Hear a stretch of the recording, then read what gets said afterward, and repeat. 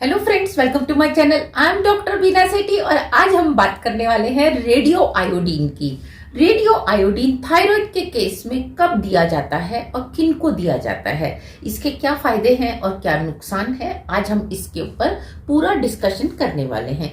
Radio iodine iodine का एक isotope होता है। एक्चुअली जो नॉर्मल आयोडीन है जिसको आप नमक में खाते हैं वो आइसोटोप होता है 127, 53 उसका एटॉमिक नंबर और 127 उसका एटॉमिक वेट होता है। लेकिन अगर रेडियो आयोडीन की बात करें तो क्योंकि वो नॉर्मल आयोडीन का ही आइसोटोप होता है तो इसीलिए 53 उसका एटॉमिक नंबर रहता है, लेकिन उसमें नॉर्मल वाले से 4 ज्यादा न्यूट्रॉन होते हैं, जिसकी वजह से इसका जो एटॉमिक वेट है या कहना चाहिए मास नंबर वो इसका 131 हो जाता है। और इसकी जो हाफ लाइफ होती है वो 8 डेज होती है, यानी कि आज अगर आपने 1 किलो ले रखा है तो 8 दिन बाद ये आधा किलो ही रह जाता है, ये अपने आप डिसइंटीग्रेट होता है।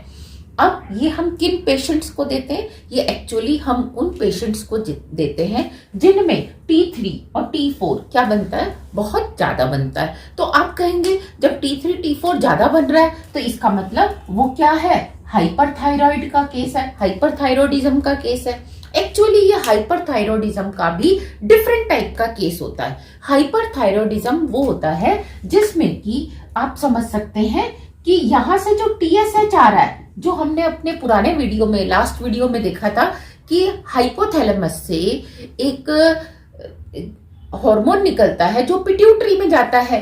सबसे पहले हाइपोथैलेमस से पिट्यूटरी में आया, पिट्यूटरी से TSH बनता है, वो TSH जाके इस ग्लैंड को, जो कि थायराइड ग्लैंड है जो कि नेक के अंदर होती है, इसमें जाके इसको एक्टिवेट करता है और इसको T3 T4 बनाने के लिए कहता है। जब ये कम बनता है तो ये भी कम बनते हैं, उस केस को हम हाइपोथायरॉइडिज्म कहते हैं। लेकिन जब ये ज्यादा बनता है तो ये भी ज्यादा बनते हैं, उसको हम कहते हैं हाइपरथायरॉइडिज्म। लेकिन रेडियो आयोडीन अगर आप दे रहे हैं तो इसका मतलब उसका TSH जो है वो ज्यादा नहीं बन रहा।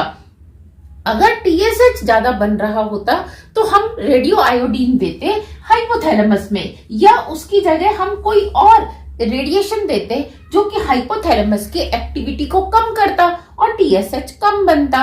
लेकिन यहाँ TSH तो नॉर्मल वैल्यू होती है और T3 T4 की क्या होती है, हाई वैल्यू होती है। इसका मतलब TSH उतना ही आ रहा है लेकिन T3 और T4 अचानक से ज्यादा बनने लग जाते हैं। ये जो इसकी सेल्स हैं इनमें कुछ चेंजेस या ट्रांसफॉर्मेशंस हो जाते हैं जिससे ये हाइपर एक्टिव हो जाती हैं और ये ज्यादा अमाउंट में T3 T4 बनाने लगती हैं।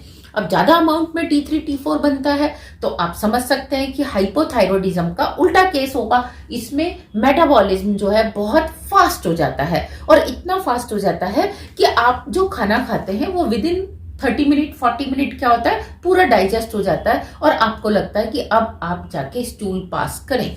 लेकिन यहाँ पे हाइपोथायरॉइडिज्म में उल्टा होता है कि आपको कॉन्स्टिपेशन रहती है और इसमें आपको क्या होता है, लूज मोशन रहते हैं। दूसरी चीज पल्पिटेशन, आपकी पल्स रेट बढ़ जाती है।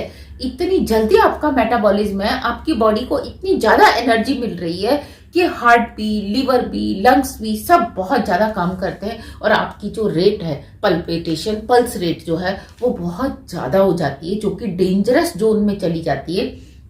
इसीलिए आपको बार बार क्या होती है, गर्मी लगती है, घबराहट होती है, फीवर चढ़ता है और साथ में आपको पसीने ज्यादा आते हैं, प्यास ज्यादा लगती है, आपका गला सूखता है। जैसे आपको बुखार में फील होता है ना हाई टेम्परेचर, ठीक उसी तरीके से इसमें आपको फील होता है। दूसरी चीज, क्योंकि वहां हाइपो में क्या होता है, जो मेटाबॉलिज्म में स्लो है, सब कुछ आपकी बॉडी में ही पड़ा रहता है और वो एसिमिलेट होता रहता है, कलेक्ट होता रहता है। लेकिन यहाँ हाइपरथायरॉइडिज्म का ये जो एक्यूट केस है जहाँ T3 T4 ज्यादा है, चाहे किसी भी कारण से है, इस वाले कारण से या TSH ज्यादा बन रहा है इस कारण से, तो उसमें क्या होता है, वेट आपका लूज होता है और इतना वेट लॉस होता है कि आप जानेंगे कि एक दिन में कई बार 2 किलो वेट लॉस हो जाता है, जो कि एक बहुत एक्यूट वाली प्रॉब्लम होती है और पेशेंट बहुत ज्यादा वीक फील करने लगता है, उसको चलने में भी दिक्कत आने लगती है। तो यहाँ आपको क्या करना होता है कि क्योंकि T3 T4 का फॉर्मेशन जो है आयोडीन की हेल्प से ही होता है। अगर आपकी बॉडी में आयोडीन कम है तो ये ज्यादा कम बनते हैं और अगर आयोडीन नहीं होगा तो ये बिल्कुल नहीं बनेंगे। तो क्योंकि यहाँ पे जो नोड्यूल्स हैं जो कि T3 T4 बना रही हैं, हम इसको ट्रीट करने के लिए, जो खराब हो गई हैं, जो ज्यादा बना रही हैं, हम उसके लिए क्या करते हैं, रेडियो आयोडीन देते हैं। तो ये क्या करते हैं, नोड्यूल्स नॉर्मल आयोडीन समझ के उसको एब्जॉर्ब कर लेते हैं, और जैसे ही एब्जॉर्ब करते हैं इनमें से रेडियो आयोडीन में से रेडिएशंस निकलती हैं और ये इन नोड्यूल्स को क्या करती हैं, खत्म कर देती हैं। तो अब इसकी जो डोज सेट होती है वो ऐसा नहीं कि एक ही बार में डॉक्टर्स को पता चल जाता है कि ठीक है इसको आप इतने माइक्रोग्राम जो है रेडियो आयोडीन दे दो। नहीं, ये हिट एंड ट्रायल मेथड होता है। पहले आपको क्या करते हैं, थोड़े अमाउंट में दी जाती है ताकि आपकी थोड़ी सी नोड्यूल्स जो है वो खत्म हो जाए। फिर आपका 1 महीने बाद फिर चेकअप करते हैं कि क्या अभी भी T3 T4 ज्यादा बन रहा है, तो फिर वो और डोज देते हैं। इस तरीके से वो आपकी डोज को सेट करते हैं। तो इसका रिजल्ट क्या होता है कि कभी तो ये 2 या 3 बार के बाद प्रॉपर सेट हो जाता है, यानी कि जितने भी जो एक्सेस में T3 T4 बन रहा था वो खत्म हो जाता है, नॉर्मल बनने लगता है। लेकिन कभी कभी ये ज्यादा नोड्यूल्स जो है वो डेड हो जाते हैं, तो T3 T4 जितना बनना चाहिए उससे भी कम बनने लगता है, और ये जो पेशेंट है वो हाइपर से किस में कन्वर्ट हो जाता है, हाइपोथायरॉयडिज्म में कन्वर्ट हो जाता है, जिसके लिए उसको एल्ट्रोक्सिन या थायरोक्सिन, थायरोनॉम, कोई सी भी एक टैबलेट एक फिक्स माइक्रोग्राम की, उसको फिक्स पोटेंसी की, उसको डेली लेने की एडवाइस दी जाती है। ये जो रेडियो आयोडीन है ये कैसे दी जाती है, ऐसा नहीं है कि ये आपको बाहर केमिस्ट की शॉप पे मिल जाएगी और आप इसको किसी भी हॉस्पिटल में या घर पे लाके आप इसको दे सकते हैं। नहीं, इसके लिए प्रॉपर जिस दिन ये पेशेंट को मेडिसिन दी जाती है, इसके लिए जैसे कीमोथेरेपी के लिए स्पेशली डिजाइंड हॉस्पिटल होते हैं जहां पे इसकी डोज दी जाती है और पूरे अंडर ऑब्जर्वेशन दी जाती है, ठीक उसी तरीके से जो रेडियो आयोडीन है जितने पेशेंट को देनी होती है पहले उतने पेशेंट को हॉस्पिटल में बुला लिया जाता है, और सारे हॉस्पिटल्स में नहीं मिलती। जैसे अगर हम बात करें दिल्ली के आसपास की, तो दिल्ली में तिमारपुर में इनमास हॉस्पिटल है, वहां पे ये मेडिसिन दी जाती है, और ये सीधा बॉम्बे से बाई एयर मेडिसिन आती है, और जितने पेशेंट को देनी होती है सिर्फ उतनी पोटेंसी की, उतने ही उसकी डोज आती हैं, और आते ही पेशेंट्स को तुरंत पिला दी जाती है ये मेडिसिन। और इसके बाद उनको प्रिकॉशन लेने के लिए कहा जाता है कि आप ओपन में स्पिट नहीं करेंगे, यानी कि थूकेंगे नहीं, आप ओपन में यूरिन पास नहीं करेंगे, आप ओपन में स्टूल पास नहीं करेंगे। उससे क्या होता है कि इसके अंदर भी फिर रेडियो आयोडीन आने लगती है, और वो रेडियो आयोडीन में से जो रेडिएशंस निकल रही हैं वो आसपास में जितने लोग हैं उनको अफेक्ट करती हैं।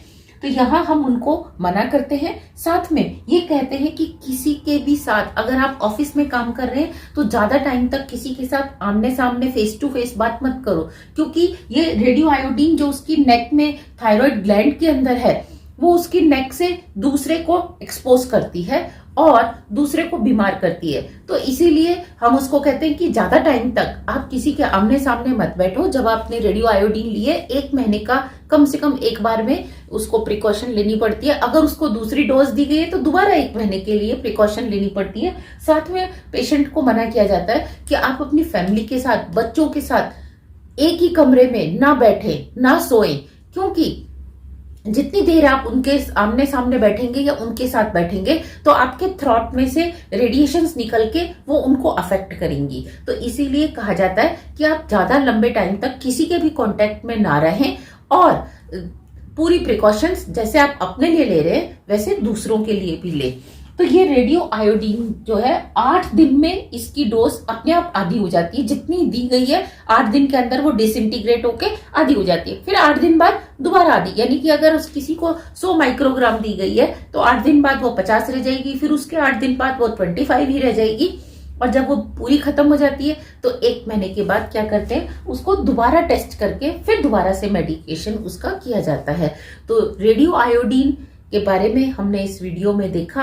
अगर आपको ये इन्फॉर्मेशन अच्छी लगी तो please do share with your other friends also, और हेल्प करो हमारे एल्गोरिथम को अप जाने के लिए, क्योंकि आप सब जान रहे हैं कि आजकल यूट्यूब के बहुत सारे फीचर्स के कारण एल्गोरिथम जो है, जो लॉन्ग वीडियोस बनाते हैं उनका डाउन आ रहा है। तो आप प्लीज हेल्प करके इसको अप करिए। Thank you very much, all the very best.